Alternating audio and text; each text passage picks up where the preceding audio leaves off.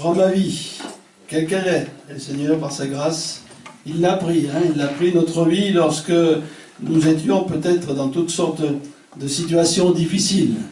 Voilà. Donc, nous allons aujourd'hui entendre la parole de Dieu, on peut dire sous forme de témoignage. Voilà. Le message que je vais apporter, ça sera un peu comme si j'allais parler à quelqu'un de Jésus-Christ. Alors voilà certaines choses que je pourrais lui dire. Nous avons donc la joie de connaître le Christ, et malgré les temps difficiles que nous vivons, nous sommes quand même dans la joie. Alors autour de nous, il y a beaucoup de détresse dans le monde. Voilà la détresse qu'il y a. Heureusement qu'on ne voit pas tout loin. Et puis autour de nous aussi, on voit toutes sortes de choses, beaucoup d'hommes et de femmes, qui parfois ne disent rien. Beaucoup de personnes, elles souffrent en silence. Voilà. On n'ose pas dire les difficultés qu'on a, s'exprimer. Et il y a bien sûr toutes sortes d'épreuves, toutes sortes de choses difficiles. Je me rappelle quand j'étais assez jeune, j'étais très bien dans ma famille, je ne manquais pas d'amour, de tout ce qu'il faut. Et pourtant, je me sentais seul. Pourquoi je me sentais seul? Parce que j'étais jeune et je voyais le monde d'une certaine façon, et les personnes adultes le voyaient d'une autre. Alors le fait que je voyais différent, je sentais que je n'étais pas compris. Donc, du coup, on se renferme un peu sur soi-même et on vit un peu la solitude. Et il y a ceux qui sont seuls réellement dans la vie, les personnes âgées, ceux qui sont malades dans les hôpitaux. Et là aussi, il y a une grande souffrance. Et quelle joie lorsque on va chez quelqu'un comme ça, une personne âgée, lui dire simplement quelques mots, elle rayonne, voilà. Elle peut parler, elle peut communiquer à quelqu'un. Et puis, il y a toutes sortes d'épreuves aussi par les soucis et les inquiétudes de la vie. Aujourd'hui, il y a tout ce qu'il faut. On travaille, on dit demain, est-ce que mon entreprise ne va pas être délocalisée? Est-ce qu'ils ne vont pas changer de PDG? Et voilà. Et puis, on est aussi, la jeunesse, elle est inquiète aussi parce qu'elle envoie des CV partout pour avoir du travail, il n'y a pas beaucoup de travail. Les inquiétudes pour la vie. Ça, c'est de plus en plus important. Et donc, il y a donc pas mal de détresse dans tous les bords. Et à ces personnes, on aimerait leur dire quelque chose. On aimerait leur dire quelque chose. Alors bien sûr, ce qu'on a, on a la Bible. On a la Bible pour pouvoir leur parler de l'amour de Christ, de ce Christ que nous connaissons et qui a changé notre vie. Alors, à travers certains textes de l'Écriture, eh bien, nous allons lire des promesses de Dieu que nous avons nous-mêmes expérimentées et que ces personnes à qui nous allons parler peuvent découvrir. C'est toujours difficile à parler à quelqu'un qui est dans l'épreuve. C'est vrai, parce que lui, il voit son épreuve, il a les yeux fixés là-dessus, et il a la difficulté de comprendre ou d'imaginer que ça peut être autrement. Mais on sait que ça peut être autrement. Parce que notre Dieu est un Dieu tout-puissant. Voilà, il change les temps, les circonstances. Alors on va lire déjà un premier texte, il y aura 3 versets simplement, que nous pourrons méditer dans l'évangile de Jean, au chapitre 7 et au verset 37. Voilà, ici, ce jour-là, c'est Jésus qui parle, il était à la fête des tabernacles, et il va dire un message assez fort. Voilà, c'était le dernier jour, il est dit, le dernier jour, le grand jour de la fête, Jésus, se tenant debout, s'écria, « Si quelqu'un a soif, qu'il vienne à moi et qu'il boive. » On s'arrête là, il y a des choses très intéressantes derrière, mais déjà, si quelqu'un a soif, on va parler de la soif. On a besoin de se déshydrater quand il fait chaud, même si quelque temps, peut-être certains sont privés de nourriture, il faut absolument boire. C'est quelque chose de vital. Et quand on parle de soif, donc ça veut dire c'est quelque chose qui est indispensable pour moi. Si la boisson est indispensable pour moi, eh bien il est aussi indispensable, c'est que ces personnes que je viens de citer, dans les épreuves qu'elles sont, réalisent qu'elles ont besoin de s'approcher de Dieu avec la même intensité que si elles avaient très soif. Voilà. La difficulté, c'est pour leur donner cet élan de venir auprès du Seigneur. Si quelqu'un a soif, qu'il vienne à moi. Pas une religion, pas toutes sortes de rites. On ne vient pas au Seigneur avec de l'argent, Bon, le Seigneur n'a pas besoin de ça. Mais il faut venir à lui. Il faut faire la démarche de s'approcher de lui. Ah, ça c'est difficile. Hein. Pour nous qui sommes au Seigneur, c'est toujours facile. Mais pour les gens du dehors, ils voient toute une montagne. Pour eux, ils disent, voilà, ça va être la religion, ça va être ceci, ça va être cela, là, dans quoi je vais m'embarquer? Est-ce que c'est une secte? Et tout cela. Non, pas venir à n'importe où, venir à Jésus. Voilà. Et pourquoi venir à Jésus? Parce que Jésus est vivant. Voilà. Il est sorti du tombeau, il est vivant, et on peut venir à lui par la foi. Ah, bien sûr qu'il faut exercer la foi. Voilà, la foi. Et la foi, il faut la mettre en œuvre. Il faut bien laisser de côté tous les raisonnements humains, tout ce qui peut nous empêcher bien, de saisir la bénédiction de Dieu, et puis croire comme un enfant qu'il vienne à moi. Et Jésus, lorsqu'il prêchait l'évangile, beaucoup sont venus à lui. Ils sont venus à lui parce qu'ils ont eu confiance en Jésus. Ils sont venus à Christ parce qu'ils ont vu en Christ, eh bien, non seulement la puissance de Dieu se manifester, mais ils ont vu l'humilité et la simplicité de Jésus. C'est sûr que si Jésus était venu comme aujourd'hui avec une belle voiture, ou par hélicoptère, les gens peut-être ils n'oseraient pas. Mais Jésus s'est mis à la portée de tous. Et on peut dire, eh bien cher ami, si tu veux connaître le Seigneur, c'est simple. Tu viens comme un enfant, viens auprès de son Père. Il faut revenir à la simplicité. Venir à Christ. Venir pour qu'il vraiment nous bénisse et qu'il, peut dire, nous prenne par sa main et transforme notre vie. Voilà. Il y a toujours la réciprocité. Je m'approche du Seigneur et lui s'approche de moi. Voilà. Il faut les deux. Hein? Venez à moi, vous tous qui êtes fatigués et chargés. Il y a toujours cet appel et le Seigneur, il veut voir notre démarche. Il veut voir vraiment qu'on a le désir vraiment de s'en sortir, de vivre quelque chose de fort. Et on peut dire en parallèle, il voit vraiment notre bonne intention et bien agir, tout simplement. C'est pas plus compliqué que ça. Et la femme à la perte de sang, elle a touché Jésus, elle a été guérie. Et bien d'autres, des malheureux, des paralytiques, des lépreux, parce qu'ils se sont approchés de Jésus. S'ils étaient restés dans leur coin, oh, je m'en sortirais pas. Non, ils n'auraient pas eu la bénédiction. Donc, première chose importante, avoir soif, avoir ce désir intense, cette nécessité qu'il se passe quelque chose, et puis de venir à Christ, qui est vivant, ressuscité, assis à la droite de Dieu. Là aussi, il faut la foi. Il faut la foi de croire qu'il est assis à la droite de Dieu. Il faut avoir la foi qu'il est capable d'intervenir. Gloire à Dieu. Un deuxième verset dans Matthieu 18, 20. Voilà. Donc, s'approcher le Seigneur avec une grande soif, venir à lui, et voilà déjà une première promesse pour ceux qui font cette démarche.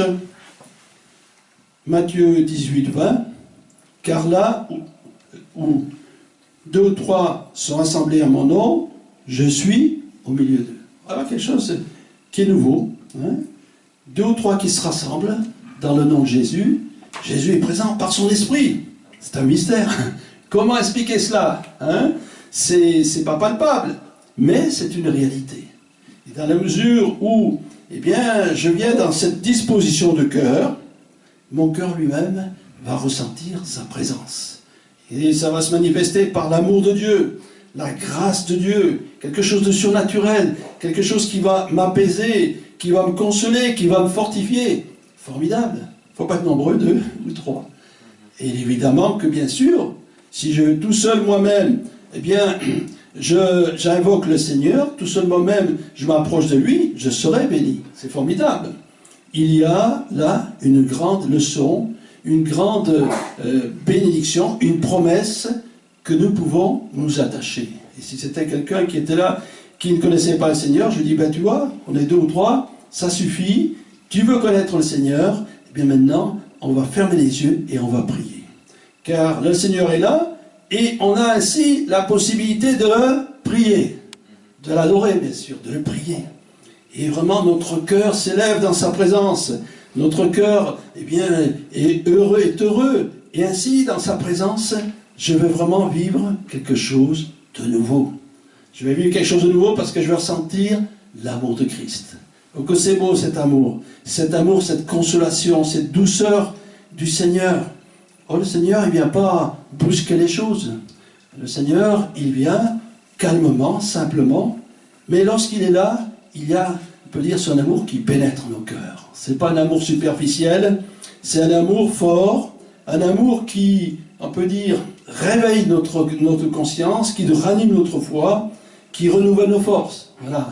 Ceux qui se confient à l'Éternel renouvellent nos forces. Vous ne croyez pas qu'on a besoin d'être renouvelé? Oui, on a la fatigue, comme j'ai dit, les soucis, tout cela, les inquiétudes. Ça fatigue, ça enlève les forces. Eh bien, lorsque 2 ou 3 se rassemblent, il y a la bénédiction. Dans le psaume 133, il est dit que c'est là que le Seigneur envoie la bénédiction et la vie pour l'éternité. C'est des mystères. Commencer avec 2 ou 3, et pourtant, il y a des choses aussi glorieuses. Et oui, le Seigneur est un Dieu qui fait des choses extraordinaires. Et nous pouvons nous-mêmes en profiter. Dans Matthieu chapitre 28, verset 20, notre promesse, toujours dans la même pensée, non seulement le Seigneur, il est au milieu de nous, et voici, à la fin du verset, et voici, je suis avec vous tous les jours jusqu'à la fin du monde. Ces paroles sont d'autant plus importantes qu'il les a dites avant qu'il remonte au ciel. On peut dire que c'est une des dernières paroles de Jésus, et tous les jours, on pourrait rajouter toutes les heures et toutes les minutes. Les années bissextiles et pas bissextiles, même s'il y a un changement d'horaire, jusqu'à la fin du monde. Ah, c'est quelque chose de fort. Le Jésus nous parle de sa présence. Et justement, en parlant de témoignage, je trouve un chant que vous connaissez bien, et on va méditer sur ce chant. C'est biblique, parce que celui qui a composé le chant, il a vécu ce qu'il chante. Voilà. Vous allez tout de suite comprendre. J'ai soif de ta présence, divin, chef de ma foi, dans ma faiblesse immense, que ferais-je sans toi? J'ai soif de ta présence. Voilà, on a parlé de la soif, et celui qui a écrit cela, eh bien, il connaissait le Seigneur sûrement, mais il voulait plus. Il avait besoin de plus de présence encore. Et je crois qu'on peut demander au Seigneur qu'il soit encore plus présent. Divin chef de ma foi. Ah, divin chef de ma foi. Et effectivement, Jésus, il est le chef de la foi. Il est le consommateur, il est celui qui nous communique la foi. Est-ce que tout le monde le sait, que Jésus communique la foi?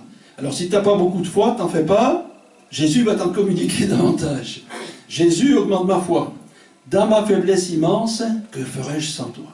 Voilà, ce qui est important avec le Seigneur, non seulement c'est avoir ce désir ardent, cette soif de le connaître, mais de notre côté, d'être juste et vrai dans notre situation, dans ma faiblesse immense. Peut-être celui qui a écrit cela, il est quelqu'un d'assez en bonne santé, mais c'est la faiblesse de notre cœur. C'est la faiblesse suite à des épreuves, toutes ces choses-là. Que ferais-je sans toi? Évidemment, qu'est-ce qu'il a dit Jésus?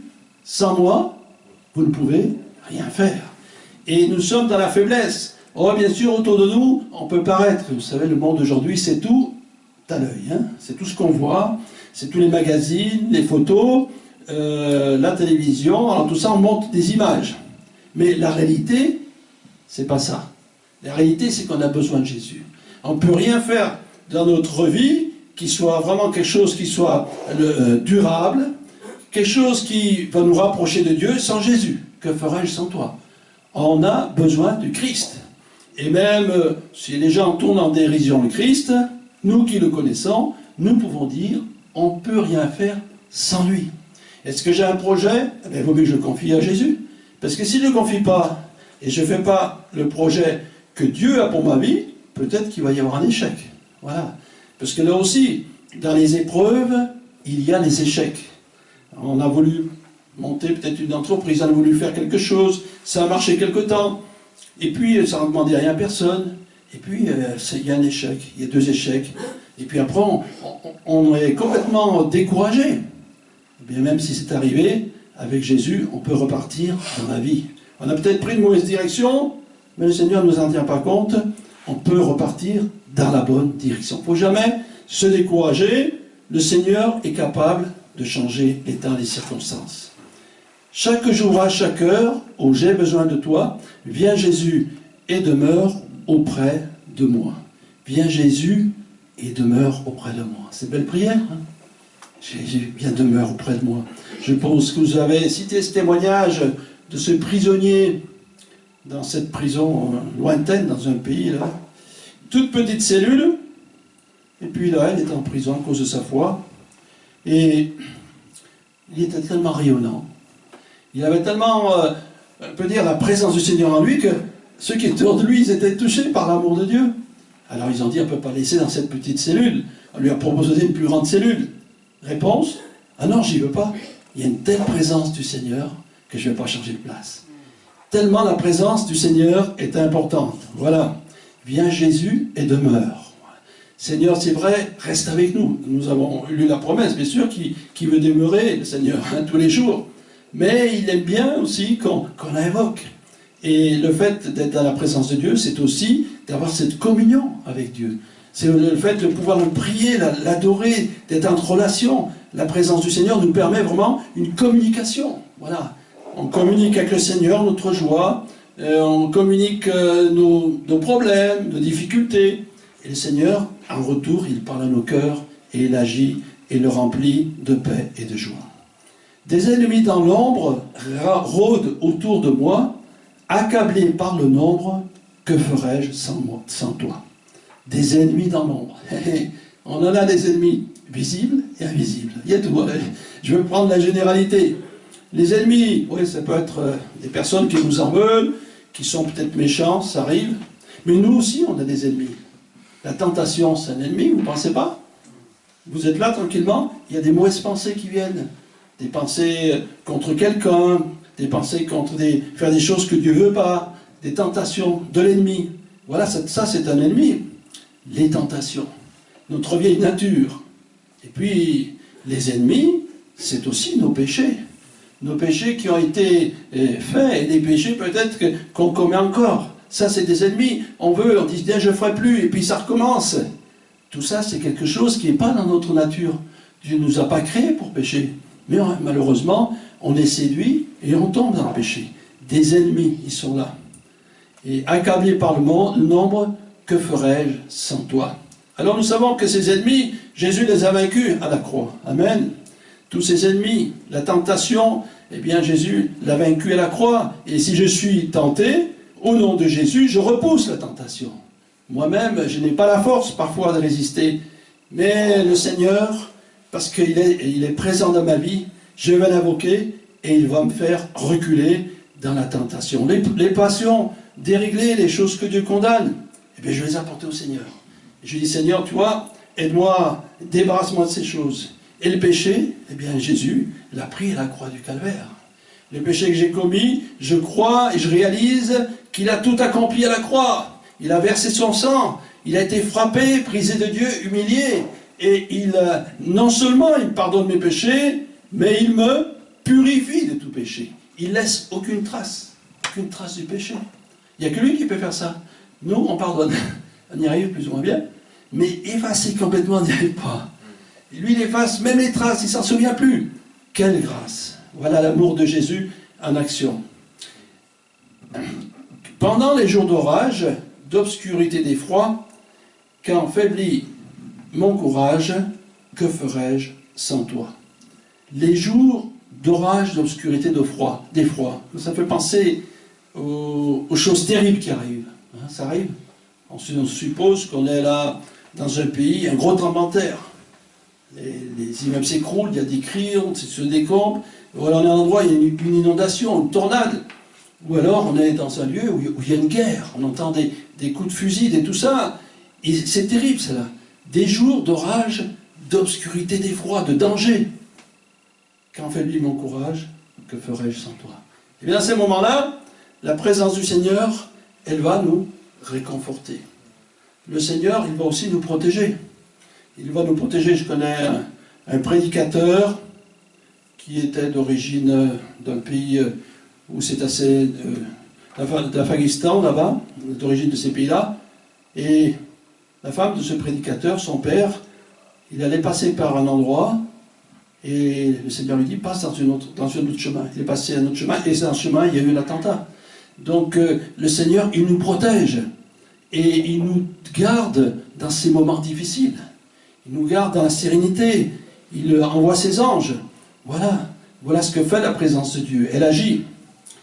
Ô Jésus, ta présence, c'est la vie et la paix dans la souffrance et la vie à jamais. Ô Jésus, ta présence, c'est la vie. C'est formidable. C'est la vie. Et celui qui est le Seigneur, il a la vie. On peut dire la vie humaine. Il nous guérit dans nos corps. La vie de notre âme, lorsqu'on est découragé, il nous donne du tonus. Ça redémarre. Le turbo, voilà. La vie tout court. Et la paix. Oh, la paix. Qu'est-ce que c'est beau d'être tranquille pour dormir la nuit. Parce qu'on a tendance, la nuit, c'est la machine qui tourne, quoi. Mais on y pense. Eh bien, la paix. Quand ça nous arrive, et moi aussi, je dis, Seigneur, donne-moi la paix. Parce qu'on est tous pareils. Et puis la paix revient, on est tranquille, on abandonne ces choses. Jésus, il prend soin de nous. Amen. Voilà. La paix dans la souffrance et la vie à jamais. La paix dans la souffrance, c'est plus difficile. Hein. La souffrance à cause de notre foi. Combien, même dans notre pays, d'hommes et de femmes, à cause de la foi, souffrent, ils sont rejetés de leur famille, on se moque sur le lieu de travail. Voilà. Et bien, dans ces moments-là, il y a la possibilité de prier le Seigneur, peut-être une prière intérieure. Seigneur, accorde-moi ta paix. Voilà, je ne veux pas avoir de mauvaises pensées. Tu as dit d'aimer les ennemis. Alors toi, je les aime, là, ceux qui sont autour de moi, ceux qui sont contre moi. Alors Seigneur, ta paix. Et vous savez ce cantique, oh, la paix que Jésus donne, hein, je ne la connaissais pas. C'est une paix surnaturelle. C'est une paix extraordinaire qu'on obtient, bien sûr, dans la présence du Seigneur. Hein, et la vie à jamais. Donc, voilà ce qui est important pour nous encore aujourd'hui. Et pour ceux qui nous entourent, ceux qui ne connaissent pas, eh bien cette présence, c'est leur dire, écoutez, eh bien, venez à Jésus-Christ. Ayez soif en vous approchant de lui, en disant, soyez déterminés. Hein, voilà. J'ai réalisé que dans le monde qu'on vit aujourd'hui, il vous faut vraiment le désirer, mais pas un peu, mais vraiment. Désirer vraiment que le Seigneur agisse dans votre vie. Voilà. Comme on a lu dans cette parole de Dieu. Puis approchez-vous de lui par la foi. Faites une expérience. Dites peut-être, je ne te connais pas, Jésus, mais j'aimerais te connaître. Alors fais-toi connaître à moi. Voilà.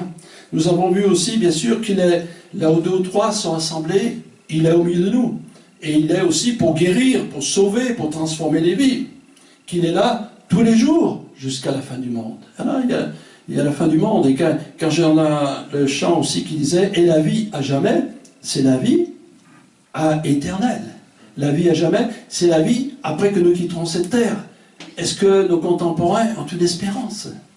Et si je parlais avec un ami, je lui dirais, mais si tu as une vie ici-bas, mais as-tu pensé que tu as une vie dans l'au-delà? As-tu une espérance pour cette vie? Sais-tu où tu vas? Voilà, une vie à jamais. Eh bien, tout cela, le Seigneur nous l'accorde par sa grâce simplement, et dans la mesure où je saisis la victoire, dans la mesure où je saisis, on peut dire, cette opportunité, il se passera quelque chose. Et dans ma vie de chrétien, je n'ai jamais vu quelqu'un qui s'approchait avec force, avec de tout son cœur du Seigneur, qui ne s'est rien passé. Le problème, c'est que parfois, on s'approche mollement. On dit, oui, Seigneur, je veux bien que tu agisses. Il n'y a pas grand-chose qui se passe. Et le Seigneur, dans sa grâce, bien sûr, va faire quelque chose. Mais dans la mesure où il nous voit déterminés, il va se manifester dans notre vie. Alors, la présence de Dieu, certes, elle n'est pas visible, elle l'était dans l'Ancien Testament. Quand devant le tabernacle, il y avait cette colonne de feu la nuit, et puis cette nuée le jour, c'était visible. C'était extraordinaire. Et nous, on a mieux, on ne le voit pas, mais c'est beaucoup plus profond parce que ça agit dans nos cœurs. Amen. Prions le Seigneur. Merci Seigneur, parce que nous avons vu dans ta parole que tu désires vraiment que nous ayons cette soif de te connaître, et que nous puissions avoir un cœur bien disposé pour t'ouvrir notre cœur, Seigneur, afin que tu agisses dans notre vie. Et tu nous demandes de venir à toi, c'est ce que nous faisons. Tu nous dis aussi dans ta parole que si nous sommes quelques-uns, deux ou trois, tu es là au milieu de nous. Tu nous dis aussi, Seigneur, que tu es là jusqu'à la fin du monde. Alors merci, Seigneur, parce que tu as agi déjà dans nos vies, et tu vas encore agir dans notre entourage. Nous croyons, Seigneur, que des personnes, la famille, des amis auront soif de toi. Et donne-nous, Seigneur, d'avoir ces mots, d'avoir cette attitude qui va permettre aux uns et aux autres de te désirer, de te chercher, Seigneur. Et ainsi tu vas te glorifier, ainsi tu vas sauver, ainsi tu vas guérir, Seigneur, et transformer les vies. Amen.